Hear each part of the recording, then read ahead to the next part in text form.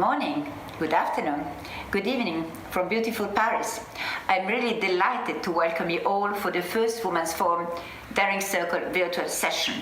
As you know, our Daring Circle are innovative cross-industry working groups guiding Women's Forum partners both in the public and in the private sectors, academics, experts, NGOs, scientists. We work not only on gender issues, but on critical, crucial issues that concerns the entire humanity. Therefore, we work on women for AI, women for business, women for climate actions, women for health, women for STEM. Key issues where women are disproportionately impacted and where the leadership is paramount. I'm very proud for what we have been achieving in the Daring Circle since 3 years. Thank you all for your commitment, your insights, your action, your initiatives. Now it is the time to act and concretize this work. The pandemic has made some of the obstacles to women more visible, but the pandemic demonstrates the essential role women are playing in economies and society. Women are on the front line to take care of the most vulnerable population, but women are also the driving force behind progress in innovation, science, research, policies to fight the pandemics. You know, 91% of the G7 population considers gender equality a priority, according to our Women's Forum Barometer. A priority. What are we waiting for? There is a momentum. There is a momentum for she-covery, where women are fully involved with men in shaping a better future for all. Now more than ever, we need women's voices, ambition and action to co-create a more sustainable future.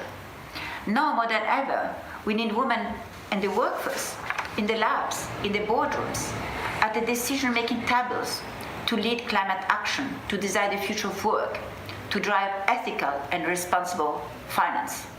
Now, more than ever, we need a change of paradigm, with women at the heart of the economy, science, and society. This year, we stand ready to lead with power and purpose. Women bringing their added value and their strong contribution across generations, cultures, regions, private and public sectors. We will launch our call to action to G7 and G20 leaders. We will take our flagship meetings and bring the Daring Circle works all around the world. We will spark collective action for inclusive progress. Let's engage for impact, for a she-covery for all. Thank you, Chiara, and a warm welcome to everyone. My name is Sophie Lambin, and I'm the editor partner for the Women's Forum. Women entrepreneurs are a vital part of our economy. They make up a growing proportion of business today. Businesses whose innovative, sustainable, and gender-responsive products and services can make a real difference to the world. But the truth is, they still have less access to financing, to networks, or to an environment that enables them to take the leap. The pandemic has made things worse. Women leading small and medium enterprises have experienced an 80 to 90% reduction in revenue. And because of their care work and other responsibilities, 1 in 4 women has stepped back from work or left their job altogether. Today's session is about the opportunities we have right now to remedy that. We will examine how women entrepreneurs are critical, not only to the economy, but also to accelerate a she-covery through innovation. We will look at what it means to build an inclusive sourcing strategy and the role of large corporates and governments in putting women entrepreneurs at the heart of diverse and gender-responsive supply chain. So, to start us off, I would like now to introduce 3 of our partners leading this work in the Daring Circle. Jamila Belabidi of P&G, Imran Dassou of Kearney, and Amélie Lavenir of Clifford Chance. Together, they will share with us some of the progress we have made about the opportunities for you to contribute to this. But first, a short video to set the scene.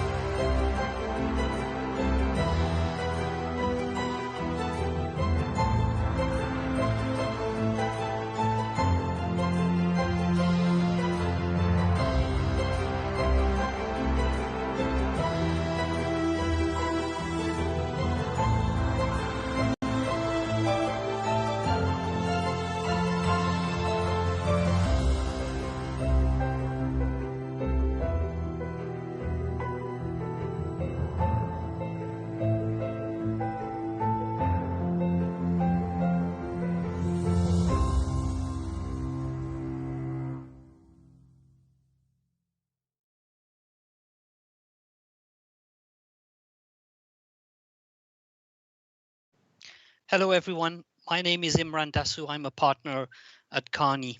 I advise organizations on how to maximize value from their supplier relationships. And one major way to do that is by increasing inclusivity. So I'm honored to be able to work with the Women's Forum as their knowledge partner to help push forward the objectives of the Daring Circle to increase inclusivity in supply chains.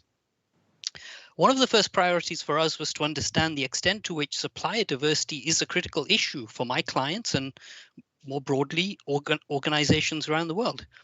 And for those organizations for which it is a priority, what are their motivations and how are they getting on with progressing their agenda?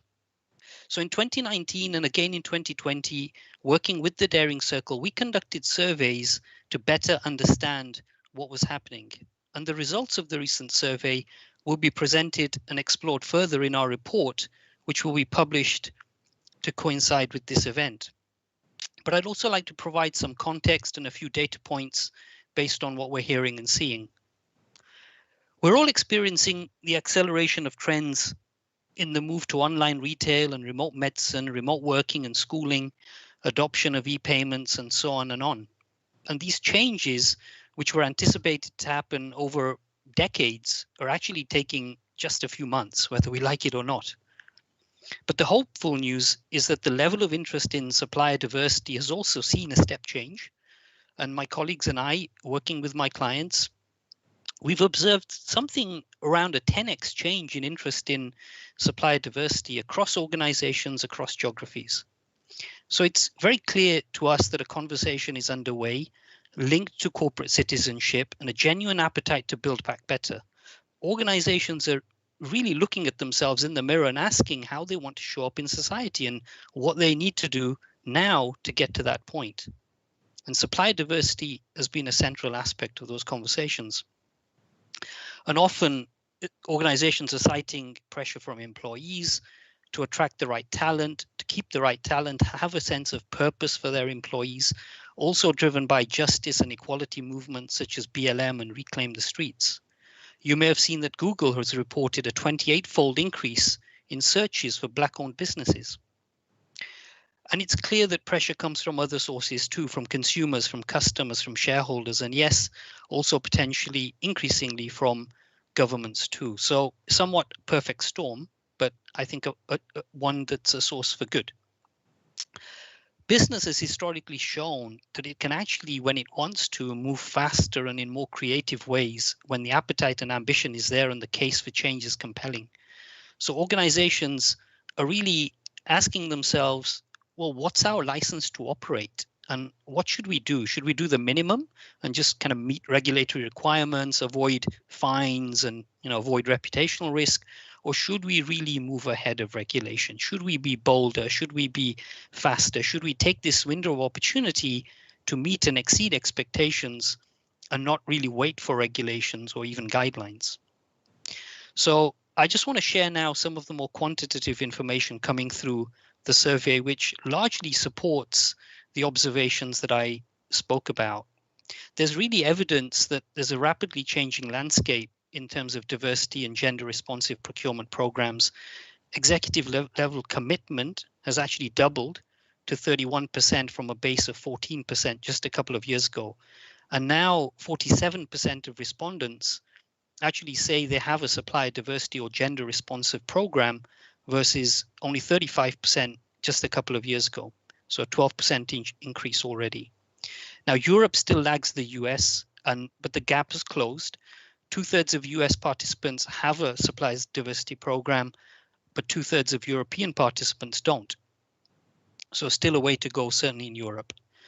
And a move by more organizations to get going also appears to be highlighting some structural challenges. Lack of access to data has always been an issue, but it's now being reported by twice the number of firms as being a challenge. And I don't think this is per se an issue with data being any worse than it was. It's more of an issue of organizations wanting to get started and finding that they don't have the right data, right? So it's just highlighting that issue.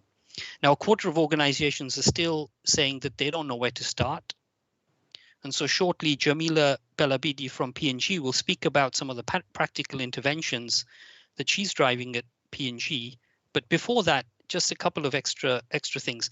The survey also highlighted a 5-fold increase in the number of organizations citing regulatory guidance and requirements, both existing and anticipated, as a driver for their programs. So I'm going to hand over to Amelie from Clifford Chance for her perspectives on the direction of travel and to introduce the legal guide. Amelie, over to you. Hi, thanks, Imran. So yes, as you just mentioned, the regulatory issues is a tricky question and an important one. I think, to put it very simply, the main issue is that what we have found is that the line between discrimination, which is generally illegal, and positive or affirmative action, which is generally legal and often even encouraged, is unfortunately extremely unclear. And there is, surprisingly, very few official guidance and precedents, especially at EU level, which is what we've been focusing on. And what we found is that this confusion and a fear for businesses that their actions may fall on the wrong side of the line, on a discrimination side of the line, is actually extremely damaging for the economy in general, because it prevents businesses from taking action that they could actually very well take.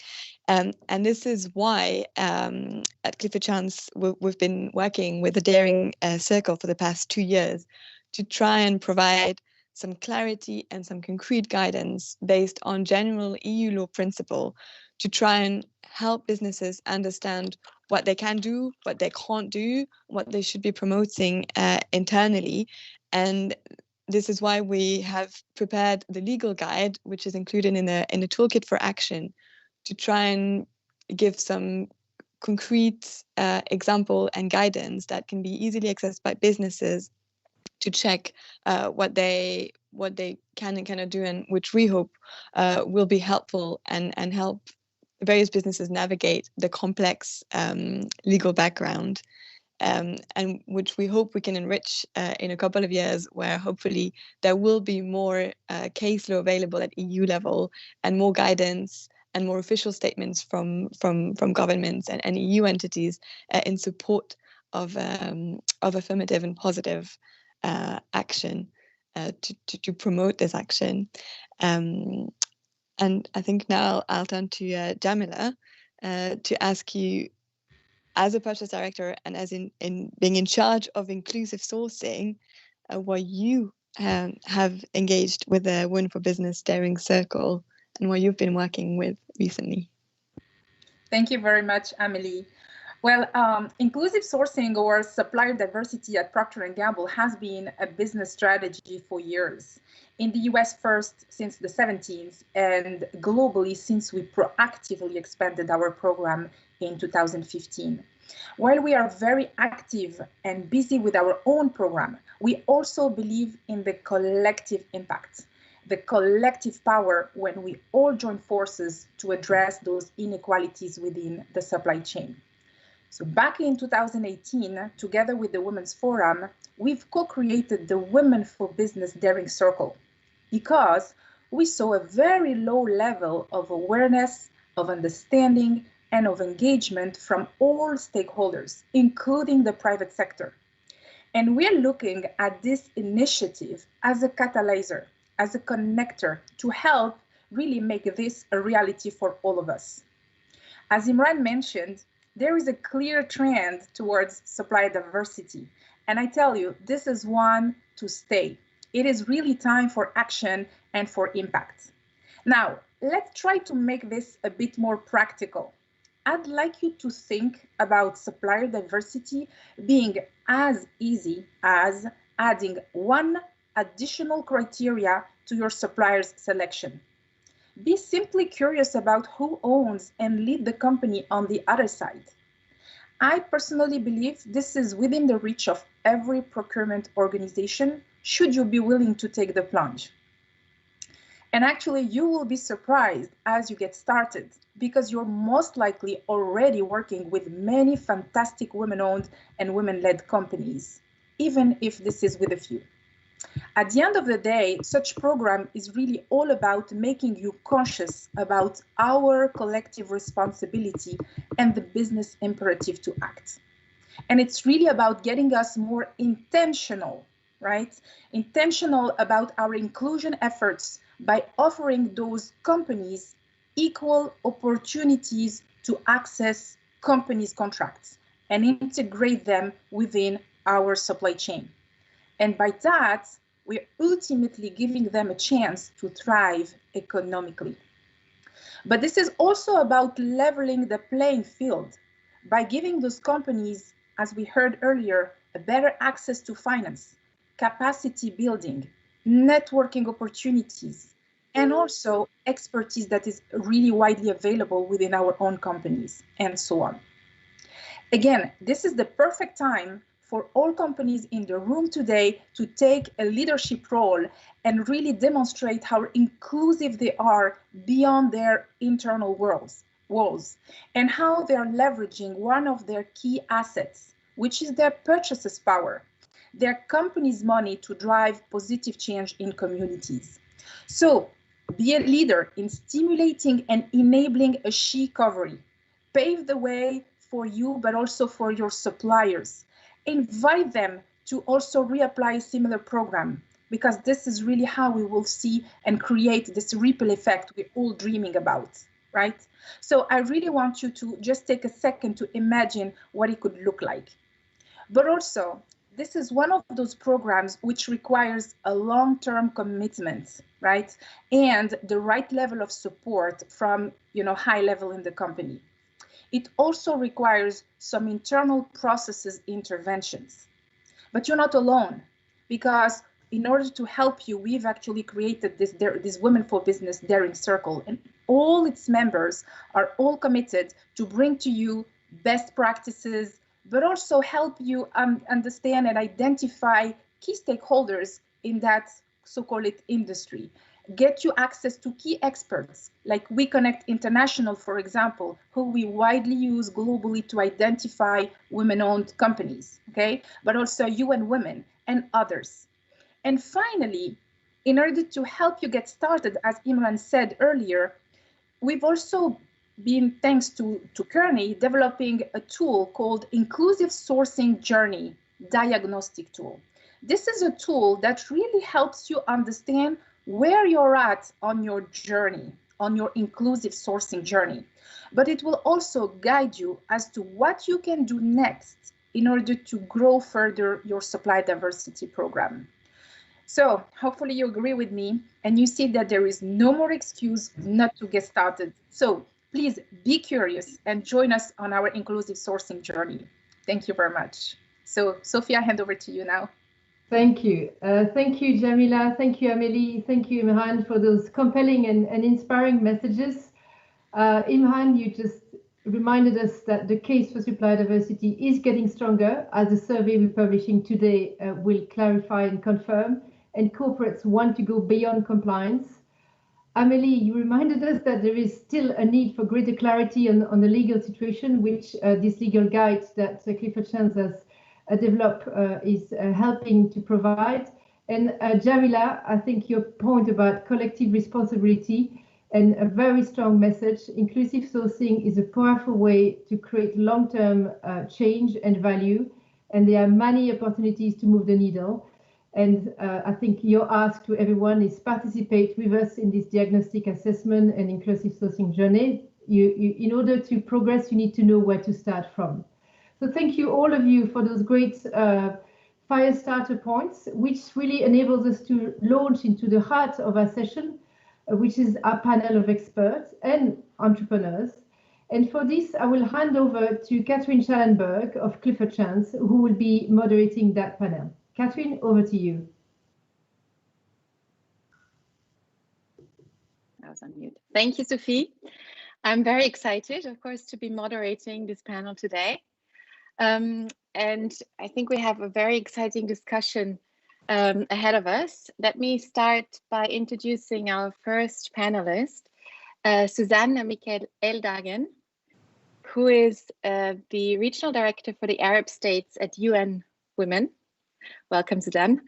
So I'll start with you. I have a first question for you. So we're talking about women entrepreneurship and how to help women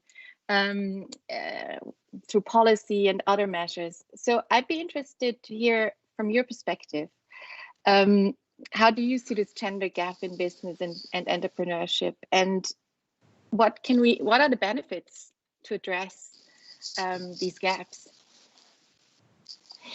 Thank you so much, Catherine, for inviting me today. Such an important issue, and I'm very happy to be with all of you as panelists, but also, of course, the audience.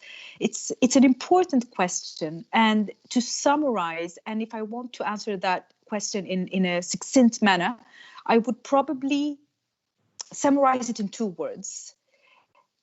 Women entrepreneurship is important because it's A, urgent, and B, untapped. So I'll start with the urgency. As we know, women entrepreneurship is not only a fundamental pillar carrying gender equality as a whole, but also is a fundamental pillar for poverty reduction and economic growth of nations as a whole. And why is it urgent now? Because in the midst of COVID-19, of course, we've had effects that have affected all of us, whether you're a woman, girl, boy, or man. And financially, economically, we've all been affected. But it's interesting to take note that due to COVID-19, around 45 million women will be pushed into poverty. A region I know very well, the Arab states, might contract in terms of economy. The economy might contract around 5%, 5 to 7% to be more exact. That's an average, of course, because some economies will not contract at all and some will contract way beyond the 5.7%, particularly the countries in humanitarian crisis. But why is it then urgent? Because we are in need of economic recovery and speedy economic recovery. And that's directly linked to the other aspect of untapped. So we also know that if women would be part of the workforce on par with men, a study in 2016 took a 10-year frame of it, showed that in these 10 years to 2025, the global economy could have exceeded by $28 trillion. That's around an increase of 26%. So whether these figures are plus minus trillions or millions. But the point is that it's an untapped resource. It's there and it's untapped despite the fact that it's urgent. Now, when it comes to the barriers, there's a number of barriers, of course, but maybe I'll just start with hinting to two: lack of financing and lack of time. Lack of financing, as we know, in many parts of the world, and the part where I work and live is one of those, of course, women have less access to formal financial institutions. So, for example, you have less access to taking loans, but also you have less access, or you own a property in less frequency as a man. So that would, of course, make you less relevant, let's say, for taking up a loan or being relevant for a financial institution. For example, the MENA region alone, women who have bank accounts range from 16 to 75%. If you take a look of the average around 40 or 50%, then if you can't take a loan, how will you build an enterprise, right? So that's the lack of financing aspect of it. The second issue, which I think many of us can relate to, is lack of time. Because, of course, as we all know, women are 4 times or spend 4 more hours per day in terms of care economy or their unpaid care at home. So that, again, is a huge barrier for women to start a business and expand her business. So there's a number of more barriers as well, Catherine, but I think I want to summarize the most important ones, and that would be the lack of financial resources. And the second would be the lack of time. Lack of time. I'm not so sure what you can do about the lack of time, but the lack of access to finance, which I think is indeed one of the main barriers. From your perspective, what can the private sector do? I mean, that can be policies, etc. But what can be done to improve access to finance concretely? What do you see as, sort of the priority solutions? I think access to finance, first and foremost, has to come from the legal structure. So it's about revising laws, updating laws. It's also about policies, of course. So I think first and foremost, it would be national institutions and governments, and secondly, the private sector. Okay. Because without the laws, you're not going to be able to access the financial institutions. You're talking to lawyers, so I do agree. Yes. Thanks, Susan. Maybe turning to Martina.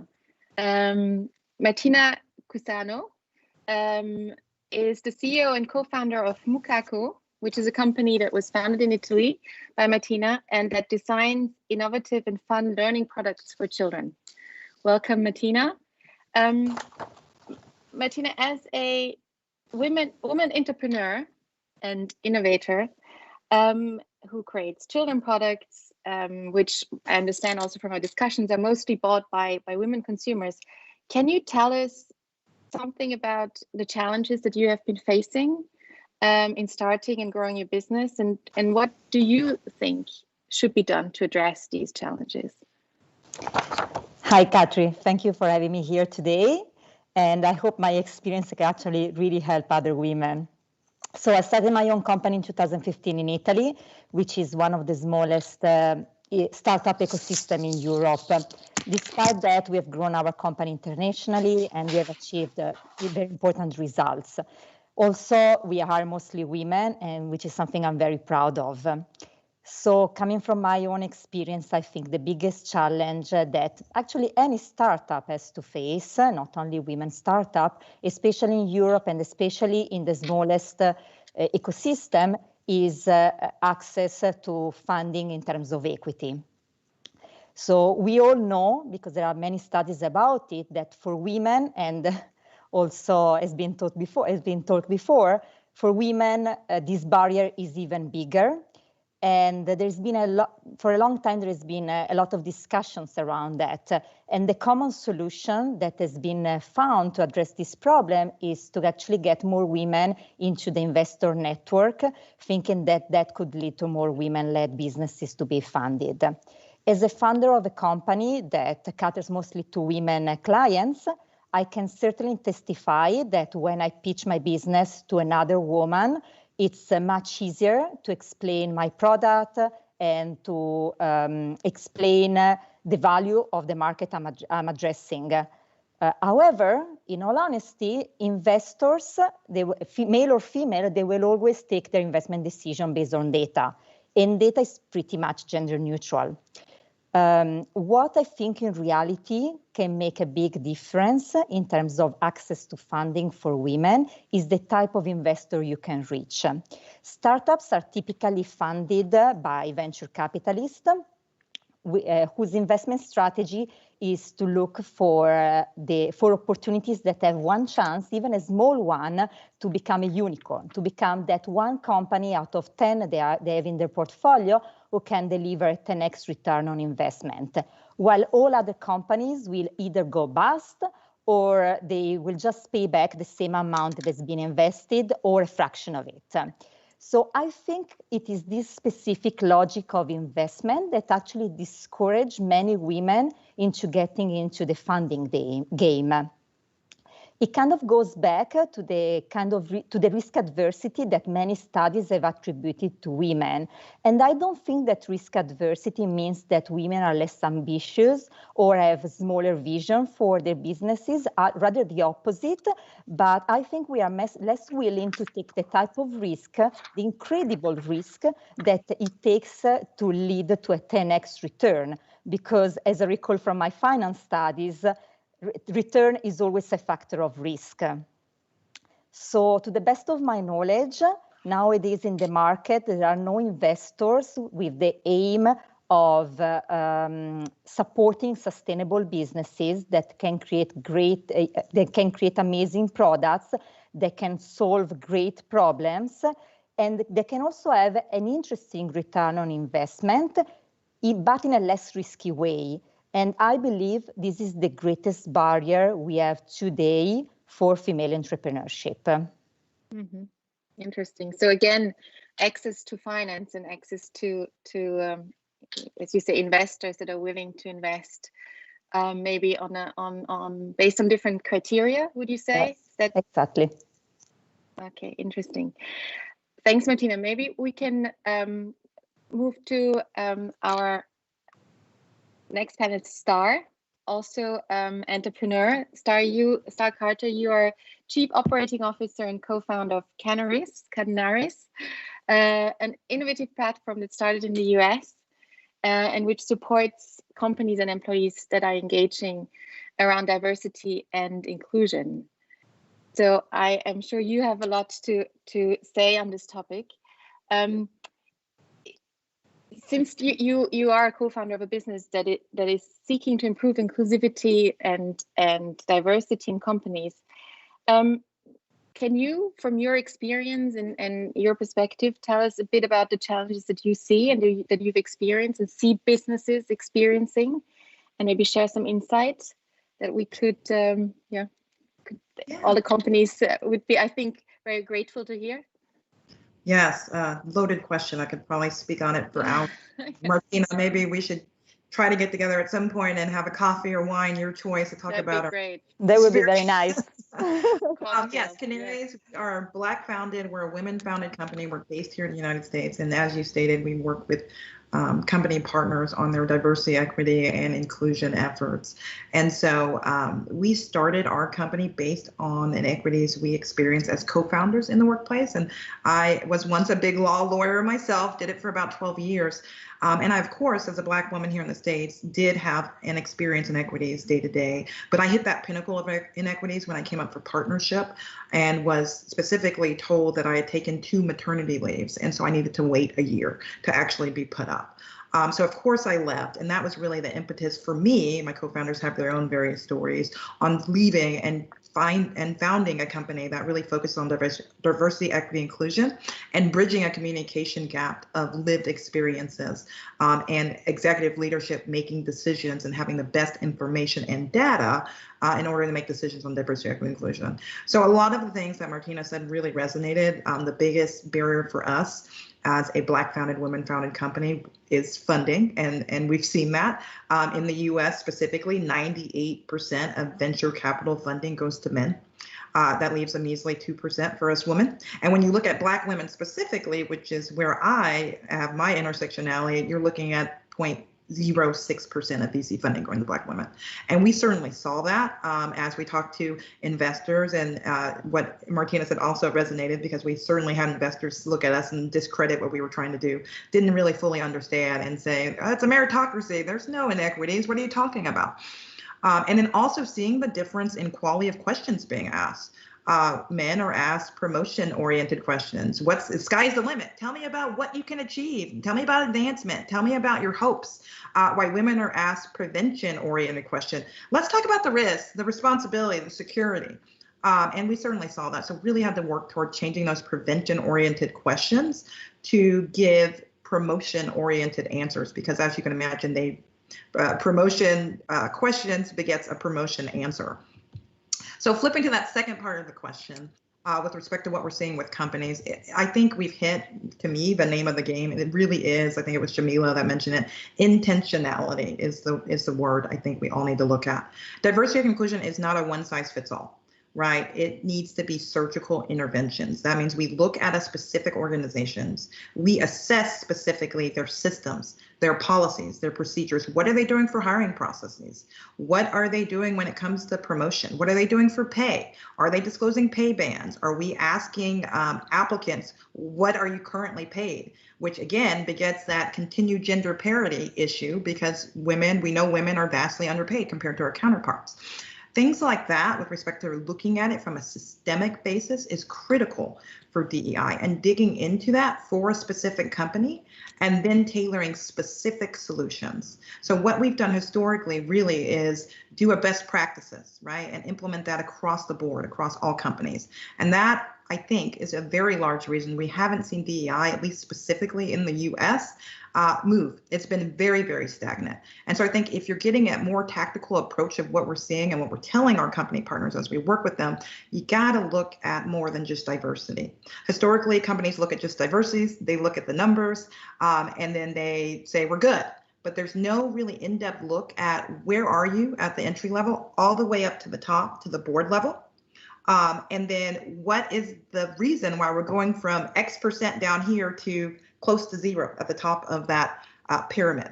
So things like that. And again, looking at fairness in your policies and procedures. Do your procedures have a disparate impact on specific demographics, on specific subset of your employees? And really, lastly, looking at inclusion, trying to figure out, which is the most nebulous, I think, out of diversity, equity, inclusion, but trying to fill out whether or not your culture enables folks to feel empowered and feel like they can belong.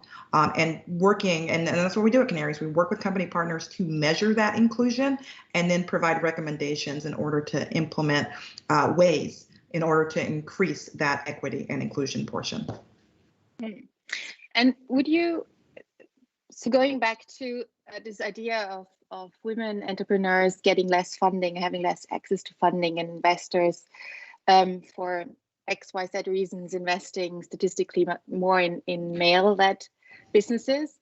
So in addition to, I hear you both, I think Martina and Star, suggesting that there are systematic errors, or they're just processes that affect women statistically more, and that's why they fall out of the system or get less funding.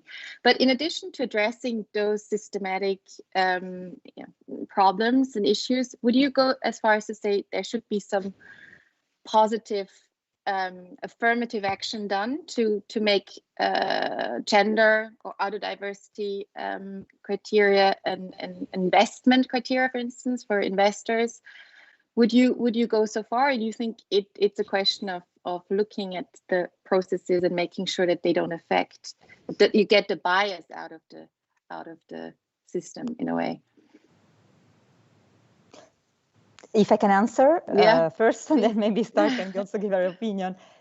So in my own experience, and I wouldn't think that Italy is the most progressive country in the world, I didn't feel that my problem in access funding was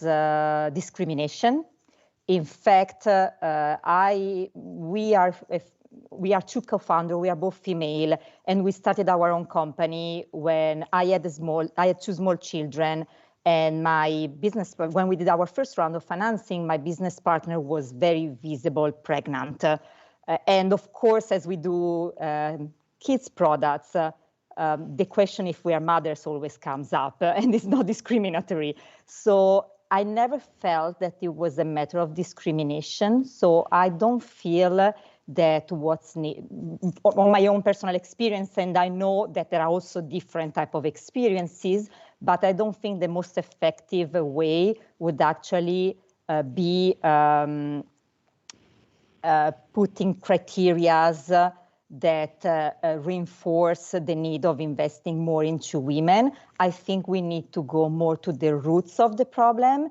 If, as I said before, the type of investors that are in the market they don't have the right incentives, they don't match the same incentives as women-led businesses have, the same system, the same priorities that women-led businesses have, then we need to find different type of investors. And I think there are other ways of doing it, which is not like enforcing investing into women. If I have an investor, I want to make sure that investor is a good fit for me. It's not just someone who gets me in their portfolio because they need to have a female quota. My own perspective. Yeah, no, my answer will be short. In the U.S., we have a long history of racial and gender discrimination starting back in slavery time. So discrimination is very specific here. And I think as a result of that, I don't think it might not necessarily be discriminatory, but there certainly is unconscious bias that plays a role in investment decisions. And so I say all that to say that with my experience, I agree. I think the long-term solution is to dig deeper, right? We can't just do a Mansfield rule equivalent where we say you have to invest in 20% females.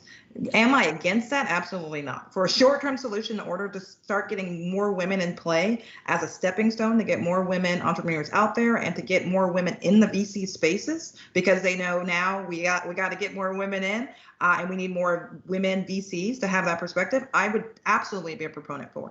But I do think in the long term, we absolutely would have to dig into deeper causes and really understand the root of the problem. Okay, thank you both. And let me please bring our male participant in as well, Edwin. Sorry, we had this question, but I would like to get your view as well. Edwin, let me introduce you first. So Edwin Lau, you're the head of division at the OECD Public Governance Directorate, and you lead important work on public sector innovation and procurement. And so I would like your view, sort of from a government and public policy perspective, what can be done to really create an enabling environment that allows for a change, durable change? What can governments do? And what are they doing and what are they not doing about gender responsiveness in policy and procurement? Thanks, Catherine. It's a very timely question because I think countries or governments are increasingly aware that they have a responsibility to support diverse supply chains and diverse sourcing. We run a network of the heads of public procurement in the 37 member countries of the OECD. And what that group is increasingly bringing up is that they have a responsibility for strategic procurement, not just value for money, but making sure that they are living and enabling the values of their societies. So that begins by a clear statement of what those values are. So for example, the City of London just recently published its procurement, responsible procurement policy, in which they make a commitment to supply chain diversity. So it's important first that governments sort of say what it is that they believe in. But then the next step is to put their money where their mouth is. That is to use their purchasing decisions to support the market's behavior and the market offerings that are responsive to those values. So one of the tools that we're seeing there is how we use responsible business conduct and government's interaction through its tenders, its call for tenders, to support responsible business conduct. The problem is that when we look at what are those priorities that responsible business conduct is being used to leverage, In fact, only 57% of OECD countries name gender equality as being one of those objectives. And when we listed 8 areas, environment came up number 1, and out of those 8 areas, gender was near the bottom. It's not that countries don't care, but that they're only now starting to think about how they can use these new tools to support gender equality.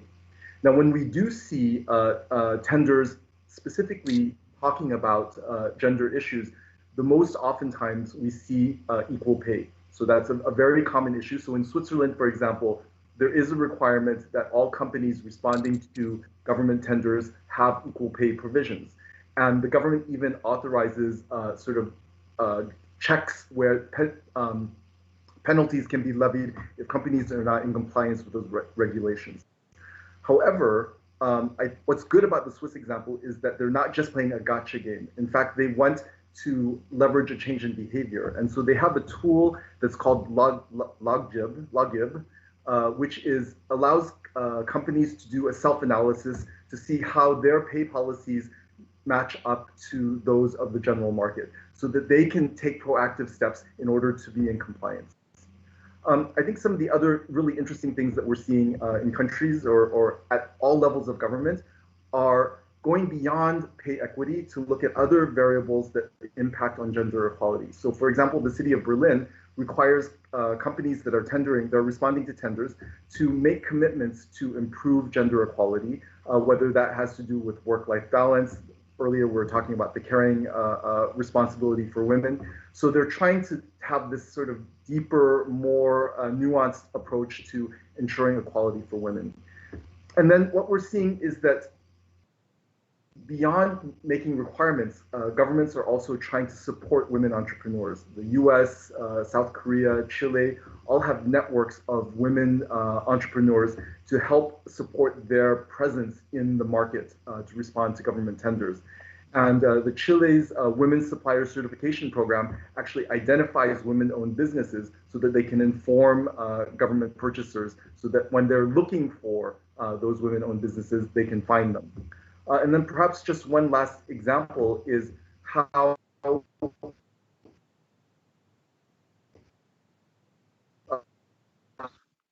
I don't know if it's me or I think Edwin, I think you cut out there, Edwin, but I think you're now back. Okay. Well, and I think that the other thing is access to loans has become one of the priority actions that governments have identified in response to some of the issues that have been raised by this panel. Thank you. Thanks, Edwin. So I'm taking a question from the audience.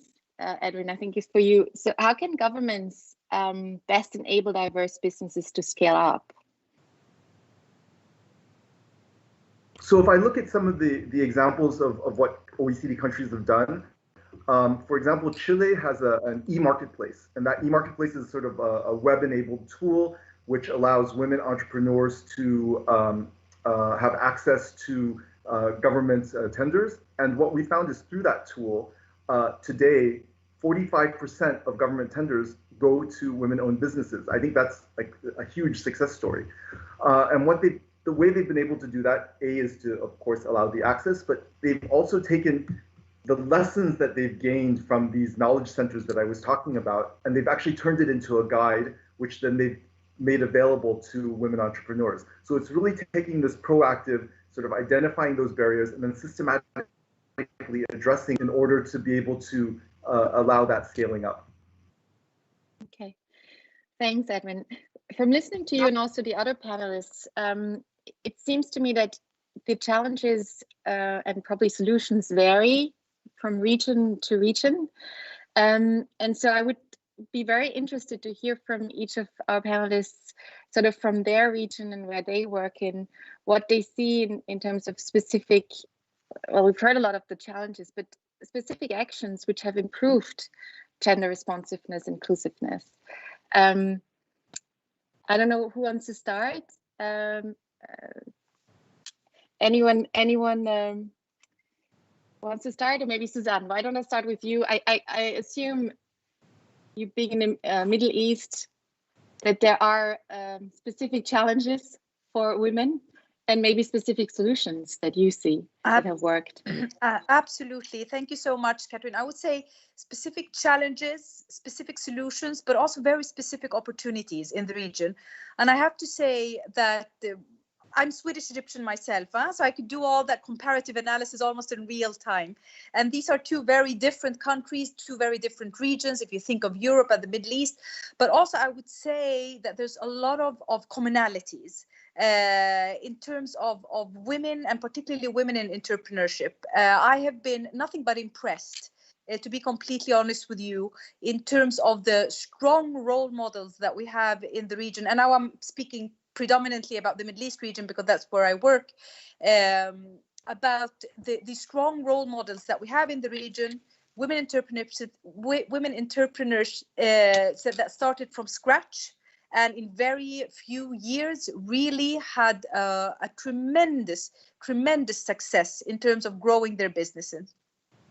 So, and these successes I see all around the region, whether it's Tunisia, Morocco, Egypt, Palestine, etc. Now, there is a common thread in terms of challenges and how to really come across these barriers. And it's funny because we've all alluded back to that specific area, which is access to loans, access to financial markets, right? So the solutions will vary from one country to the other, and they will also vary from capital to rural areas. And I think you have to work very differently, whether you work in the big city, cosmopolitan Cairo, or the rural Egypt. But I'll take an example where UN Women has worked very closely with the national counterparts in Egypt to reach particularly women in underserved areas in the rural areas, right? So this is a program that stretched for 5 years altogether. And it started off with UN Women and national counterparts working directly with around 18,000 women in 3 governorates in very rural areas again, in terms of facilitating a saving mechanism. And it started off with an informal saving mechanism, and in 5 years the program managed actually to ensure saving around 4.5 million Egyptian pounds. The next step was, of course, because now all of a sudden you had all these women that actually had financial resources, right? But some of them was in the informal financial institutions. Now it's about pulling that saving structure, if you wish, to the formal financial institutions. And with that in mind, of course, then you have completely different abilities to take a loan because you already have a saving. So you're in a way in a much stronger position when you start negotiating with the bank. The third step is to use these loans to establish small and medium-sized enterprises. So it was a step-by-step approach, as you can see. First, saving and working predominantly in the informal financial markets, but then, of course, through the Central Bank of Egypt and the National Council of Women in Egypt, try to pull that into the formal financial institutions, then support these women in particularly rural areas to build entrepreneurship from small and then growing to medium. And then from there onwards, one would say that the end line of this is, of course, that UN Women would exit the program to ensure self-sustainability of the program. But it gives you a nice process from starting from basically a very, very low level of savings to women owning small and medium-sized enterprises in very rural areas. Thank you, Suzanne. That's a great example. Maybe moving to Europe, Martina, do you have an example of a solution you've seen in action that you saw that was effective? Yeah, I'm actually gonna follow the line of Susan about role modeling. I didn't see that in Europe and in Italy, but because before starting my own company, I lived and worked and studied in the Anglo-Saxon world. I think that role modeling and mentorship are 2 very typical cultural aspects in those countries that really motivated myself personally into going into entrepreneurship.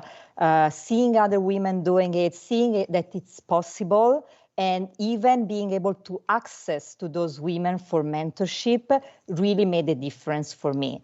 And looking at Italy, I think we don't have that type of culture. And in fact, it's even considered shameful to talk about your own success. And that's actually a very big limit.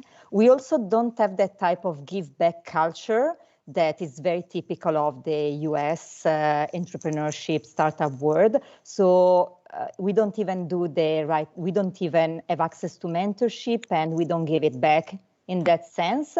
And I think that's something that we should really work upon if we want to increase inclusivity in business and give more opportunity to women to get into entrepreneurship. Yeah, thanks, Martina. I can certainly relate to that. Living in France, what you say resonates. But then, as you mentioned, the US a lot, where there is that other culture. Entrepreneurship is something that is really pushed. But Star, we see that still there is a big gap. And you talked about the difficulties and challenges. Now, coming to the solutions and actions, can you give us some examples? Something that you want to mention? Yeah, one of the big things here in the U.S., we're one of the few industrialized nations that don't have a federally mandated paid parental leave. So there's nothing from a federal standpoint. It's on the private employer. It's incumbent of them to offer that. And so we only have, as a result of that in the U.S., 19% of workers that have access to their employer to paid leave, which is huge. We talked about the barriers of women, childcare, and we see that here with a lot of companies offering the bare minimum, which is a guarantee that you won't lose your job, but you have unpaid time away.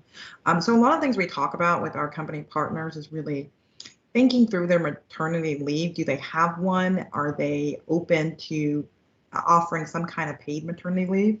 And if so, are you as a company partner communicating whatever that policy is? The other thing we talk through, especially as we talk through the She session that so many of us have alluded to through the pandemic, is extending some of the specific things that would help women with the childcare imbalance that we all have to face. We have a full shift time with our job, and then that's followed by our full shift time with house duties and kids, right? So we're working double jobs, and it does fall disproportionately more on women in the U.S. And globally as well. And so, continuing those flexible work hours. Allowing remote work to continue past the pandemic. We now see that remote work can get done. We don't have to be in the office 12 hours a day in order to get work done. Really thinking in childcare stipends. Are you providing folks childcare stipends? Is there backup childcare that you provide as a benefit to your employees? And really just in pushing a culture where it's okay to have kids interrupt Zoom meetings, and it's okay to have your video off. If you don't want to share your background and your personal life. A lot of people don't want this open to everybody. And so really it's about, I think, building a culture, hosting those virtual friendly type events, really where kids are welcome. And again, that paid parental leave, I think that's critical from the U.S. perspective. I don't know if that will change in my lifetime, but at least from a private employer standpoint, I think we'll see a lot more success. It's hard because we haven't been around long enough to actually measure that benefit specifically. But I think, implementing some of these solutions will result in women being willing to stay in the workforce longer because they feel like they belong and that their employers are working with them on these really important issues. I couldn't agree more. I think it will make us all happy, men and women, happier. Edwin, you already mentioned quite a few examples of what you see governments doing around the world. If you could pick one or two that were really effective, what would these be? Sure. First of all, I just want to say to Star that I totally get the issue of childcare. I took 5 months off when my twins were born, and I was very happy to get back to the office. But it's all about sharing that burden as well. And when you think about sharing the care burden between men and women, I think Sweden is one of the countries that comes to mind a lot. And their gender equity statement goes all the way back to 1993. So that's when they really had the statement by the government that men and women should be treated equal in all ways. But it wasn't until 2016 that they actually developed a public procurement policy, which allowed them to apply that into their public procurement work. So the OECD has a recommendation on women in public life, which is talking about how do we mainstream gender equity into all aspects of public life. And so in Sweden, for example, Now, all of their gender discrimination legislation is ingrained in all of their call for tenders. So all companies that work or that supply to the Swedish government must ensure that they are compliant with those recommendations. So I think it's just this idea that we need to take this and apply it across the board to everything that we do so that it becomes ingrained in our way of thinking. Yeah, absolutely. I think we're almost running out of time, but I'd like to ask one last question to the panel about, we cannot have a panel not have a question about the pandemic, given we all in more or less in our living rooms. We've heard some of you mentioned it, and of course it has an impact on women entrepreneurs in particular. Star, you talked about what we could learn and hopefully will take with us beyond the pandemic in terms of more flexibility and being able to combine our care responsibilities and private lives with our careers. Are there other things that you see that, well, I guess new challenges, but looking ahead beyond the pandemic, what should we learn and do differently coming out of this to help women entrepreneurs and women more generally?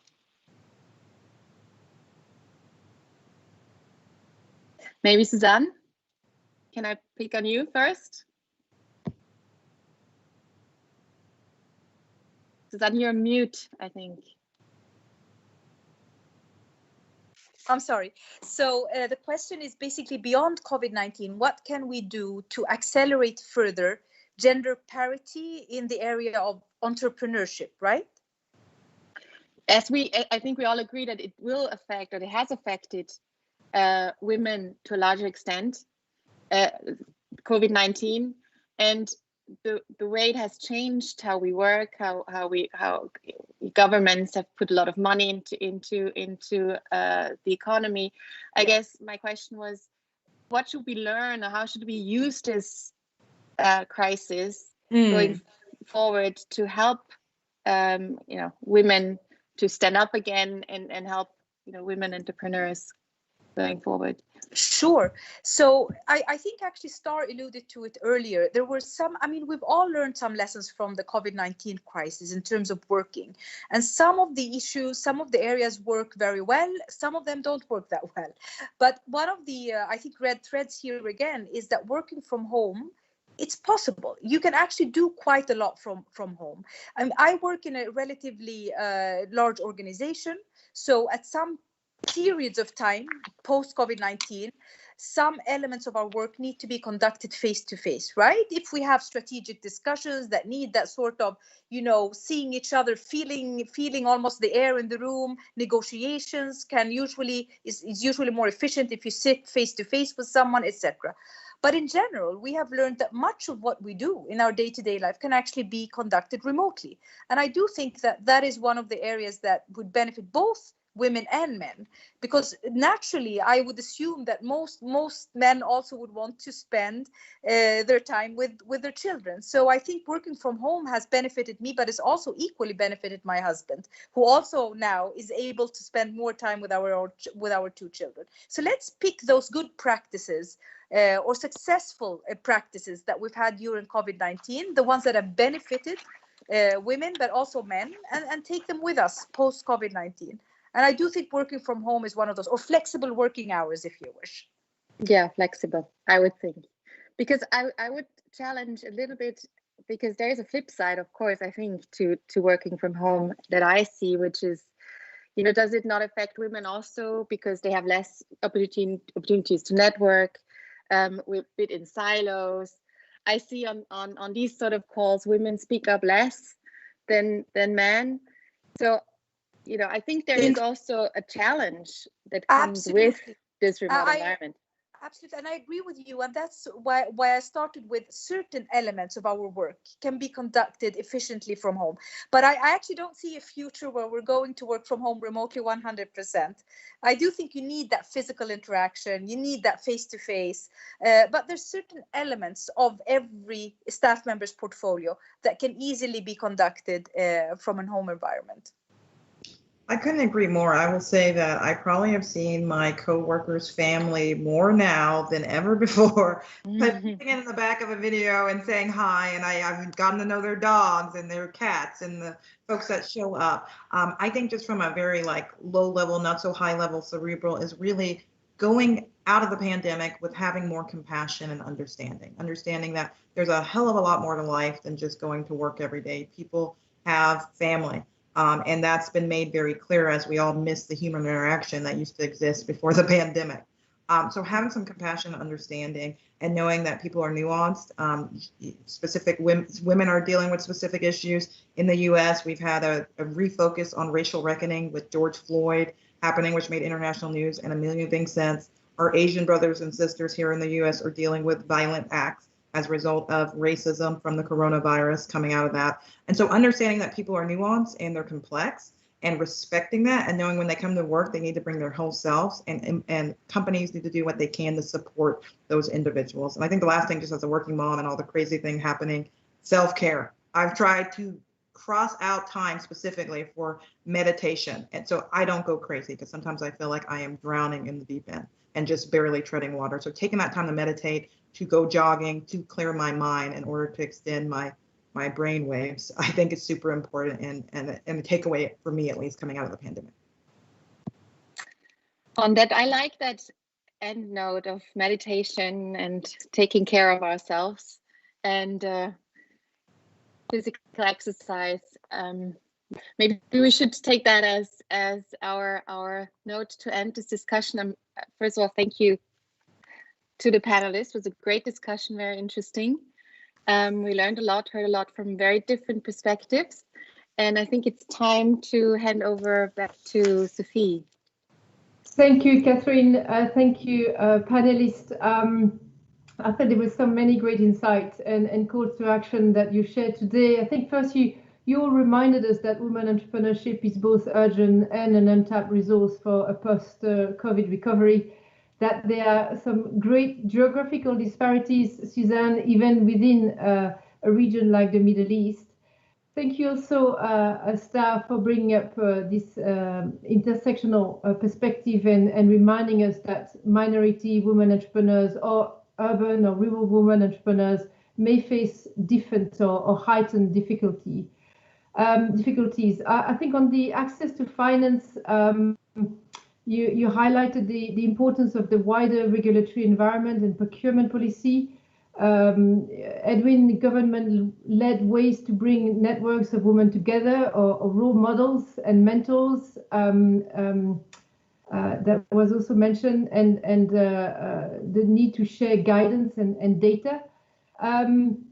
You also touched on the importance of investors and the needs to have diverse perspective and goals in the investment world and not just looking for those unicorn, which I thought was a very good point. And if I circle back to the very first segment of this session, which was to look at the role of large corporates in creating those diverse supply chain, I think it really points to the role that corporates can play in also creating an enabling environment for those women entrepreneurs to thrive in these diverse supply chain that they're developing.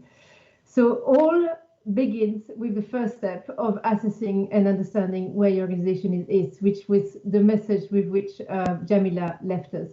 So thank you again for your great contribution to this conversation. We will be sure to capture and savor all those points. But I would like to conclude by bringing Jamila back on the virtual stage. As while the Women's Forum brings together many stakeholders to address complex systemic problems, we also aim to drive direct action here and now. And if you haven't got the sense of that, that's something that very much fires up Jamila.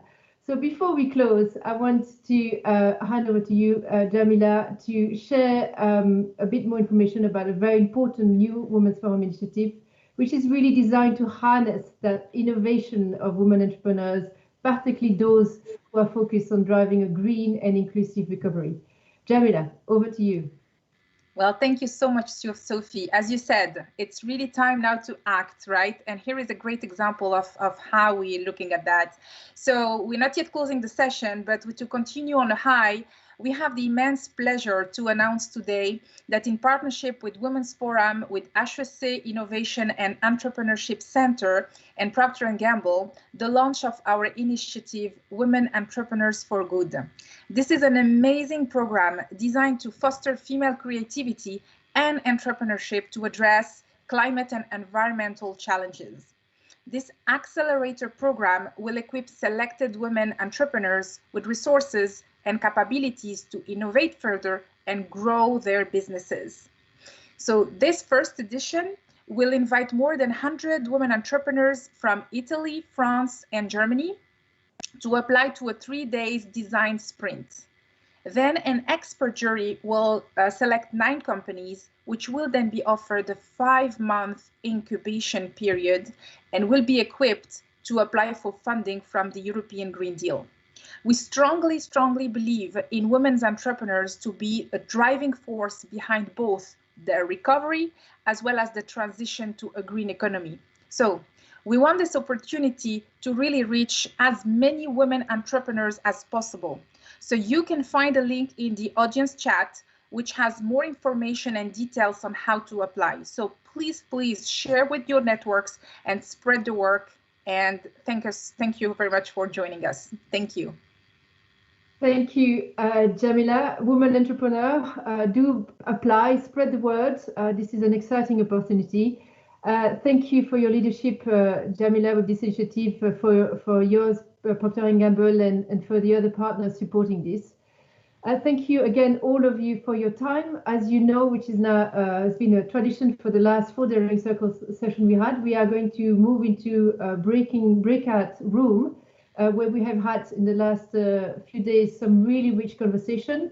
Many of our speakers and moderators are able to join us, so please do click on that button somewhere that you will see on your screen and join us in a networking session. We look forward to seeing you there. We also look forward to seeing you tomorrow for the final session of the Daring Circle on Women for Climate Action, a very good follow-up of what Jamila just talked about today. So Catherine, Jamila, Imran, Amélie, and all the panelists, I thank you once again for your participation and great insight. Goodbye.